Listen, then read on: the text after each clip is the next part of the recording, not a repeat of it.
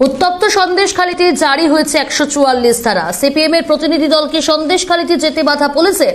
Police দলদাসে পরিণত হয়েছে, অভিযোগ ডিওয়াইএফআই নেত্রী মীনাক্ষী মুখোপাধ্যায়।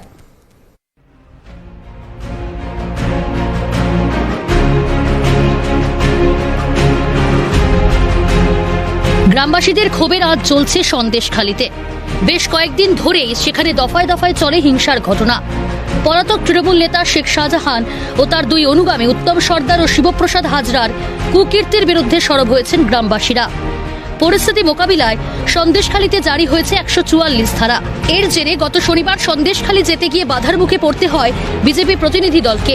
এরপরেই এলাকায় পৌঁছান কামদুনি কাণ্ডের প্রতিবাদী দুই মুখ টুম্পা কয়াল ও মৌসুমী কয়াল। বিজেপির প্রতিনিধি দলকে যেখানে আটকে দেওয়া হয়েছিল, কামদুনির প্রতিবাদীদেরও ঠিক একই জায়গাতেই আটকে দেয় পুলিশ। রবিবার সেই একই ঘটনার পুনরাবৃত্তি দেখল বাংলা। নির্যাতিত মানুষদের পাশে দাঁড়াতে রবিবার সন্দেশখালীতে যাওয়ার চেষ্টা করে সিপিএম এর এক প্রতিনিধি দল। তবে নেজাট ফেরিঘাটেই তাদের আটকে দেয় পুলিশ। অভিযোগ, সিপিএম এর প্রতিনিধি দলকে আটকাতে ফেরি পরিষেবাও বন্ধ করে দেওয়া হয়। এতে সমস্যায় পড়েন সাধারণ যাত্রীরা। এ নিয়ে পুলিশ প্রশাসনের ওপর ক্ষোভ উগরে দেন ডিওয়াইএফআই এর রাজ্য সম্পাদক মীনাক্ষী মুখোপাধ্যায়। তার অভিযোগ, পুলিশ দলদাসে পরিণত হয়েছে।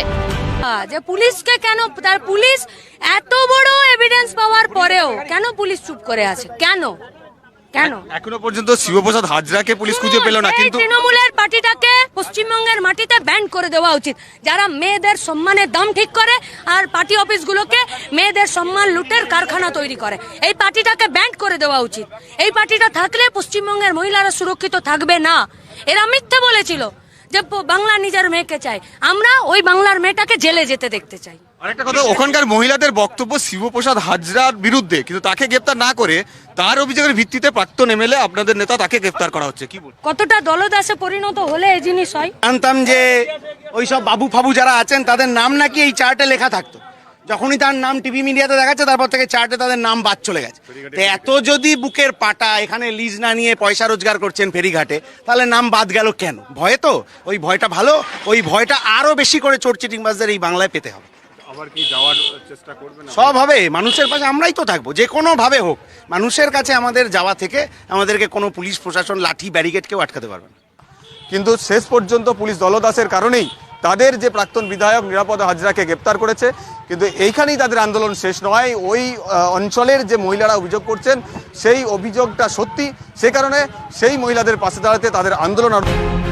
শাহজাহানরা ভয় পেয়েছে, দাবি ডিওয়াইএফআই নেতা কলতান দাশগুপ্তের। সন্দেশখালীতে শাহজাহান ও তার দলবল দিনের পর দিন ধরে সাধারণ মানুষের উপর অত্যাচার চালালেও নীরব দর্শকের ভূমিকা পালন করেছিল প্রশাসন।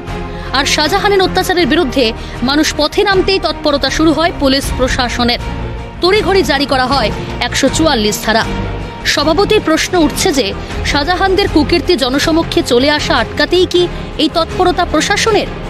ক্যামেরায় সুরজিৎ প্রামাণিকের সঙ্গে মফিজুল ইসলাম, ক্যালকাটা নিউজ, নাজার।